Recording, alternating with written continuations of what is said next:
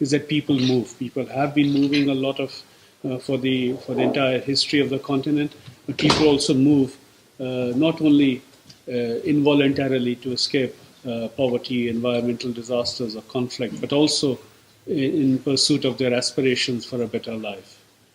The second context is that globalization, and this is something slightly underemphasized, is that globalization has opened up new avenues for migration.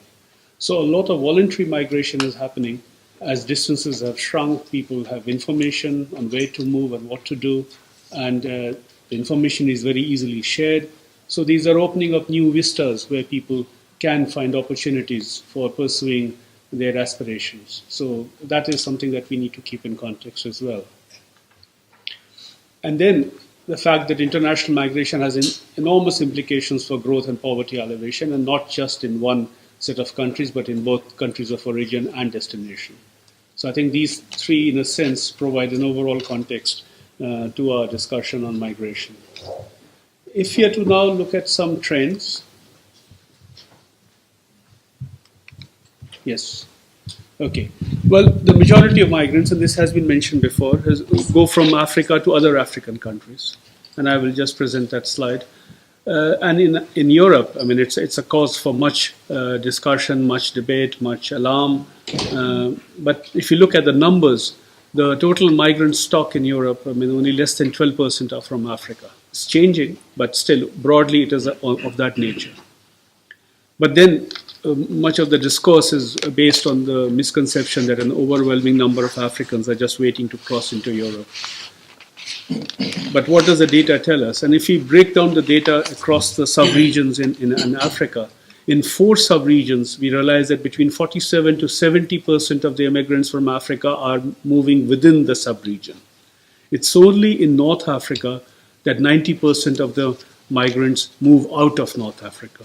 And most often, they don't go to the other sub-regions in Africa, but they traverse to Europe or America. So except for North Africa, much of the migration in the rest of Africa is within Africa.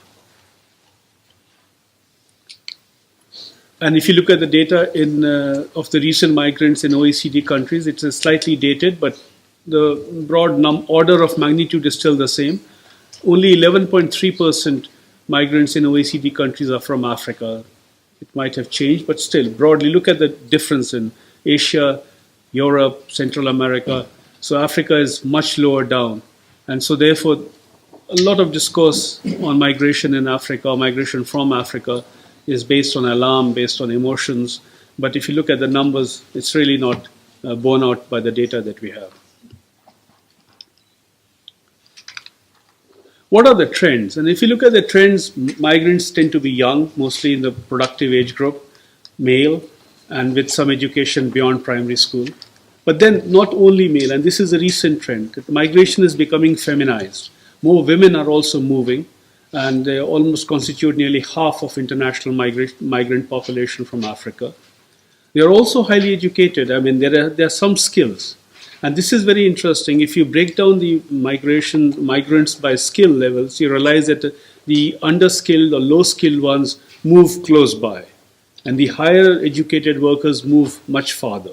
So they are across, moving from Africa to much distant countries, much farther away with those skills. And the ones which are unskilled, they're moving in the region, moving in the sub-region. And so therefore the distance is seriously correlated with the education level of the migrant workers. And in fact, of the tertiary educated workers, we realize that 15% of tertiary educated workers migrate from Africa. So there's a very large proportion. And in fact, the tertiary educated workers account for 3% of the total labor force. But 35% of all migrants are tertiary educated. So in a sense, there is an issue. I mean, there is a lot of discussion that we hear about brain drain and other things of losing of human capital. It is an issue. We are not saying that there should be any curbs on that, but it is an issue. It's a policy issue that we need to cope with, that a lot of people with tertiary education are moving. And so, as I said, they constitute less than 3% of the labor force, but nearly more than a third of all migrants. So that is one. And it's not difficult to understand that inadequate remuneration packages, poverty, limited health services, poor working conditions are some of the factors that encourage migration of skilled workers. So in a sense, what it is pointing us towards is the fact that when we talk about migration, we need to talk about other things associated with that in terms of health facilities, health services, working conditions, salaries, wages, and so the things around the migration and not just a question of movement of people.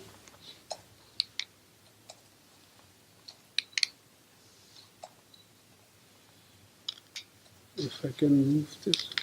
Okay. In terms of remittances, and this has been talked about a lot, and this is a big issue that, of course, migration is not bad. It has a lot of returns for the countries of destination. So yes, remittances are very important, and they can have a big role to play in supporting and domestic resource mobilization once we can get it organized and regulated a little bit. Because remittances as an amount is huge, it's increased, it's quadrupled in the last 25 years. It's reaching nearly $40 billion for Africa, on average for almost about 3% of Africa's GDP. So it's a very large sum that we're talking about. Unfortunately, quite a large sum of it, and it is very difficult to estimate it, but a lot of it stays outside the normal formal channels of movement of resources, the movement of money. So because the cost of sending remittances is very high. And so it's almost 10%, it's been estimated, it's almost 10% for a $200 transaction, much higher than for most of the developing countries. In Asia, it's much easier to move money across countries, but in Africa, it's much more difficult, and especially within Africa. So the cost of cross-border remittance from within Africa, if permitted at all, tends to be much higher. So this is something that we need to sort of focus upon as well as we discuss the issues which the high-level panel should focus on.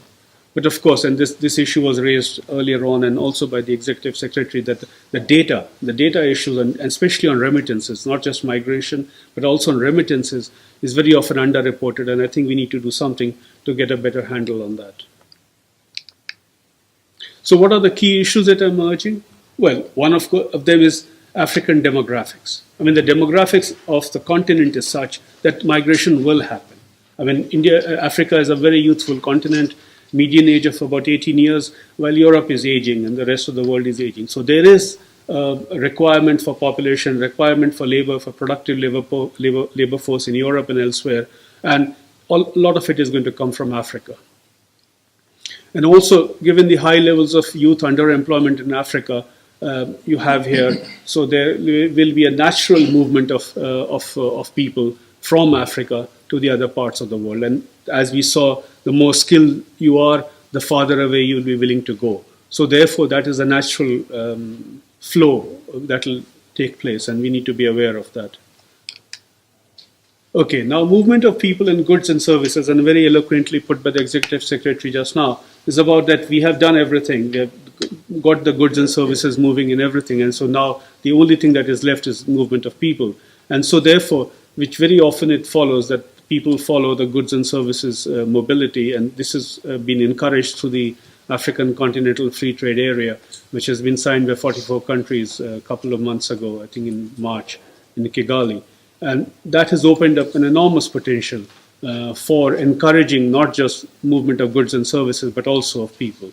And in fact, it has been estimated that the total gains by reducing all tariffs and all barriers to movement, the total gains to the continent can be of the nature of about $16 billion. So it's a huge returns that is possible. And once we are able to regulate it and we are able to sort of organize it, movement of goods and services along with people. And so I think that's very important that we need to keep in mind, that there are enormous benefits that we can enjoy.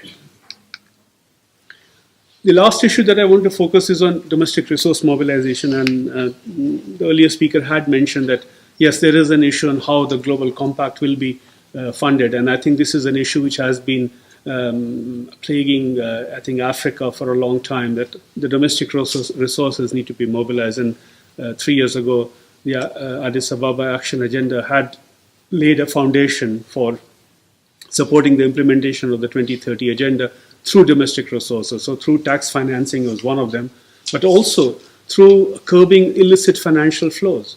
And if you look at the numbers, we lose about almost $60 billion per year for the last 10-year period that we have the data for.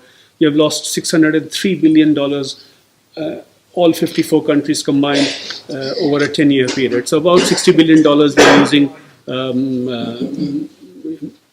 through illicit financial flows, mostly through trade mispricing, but still illicit financial flows. And we're losing a large sum of money which can be available along with remittances. So if you were able to combine, if you get a figure of domestic resource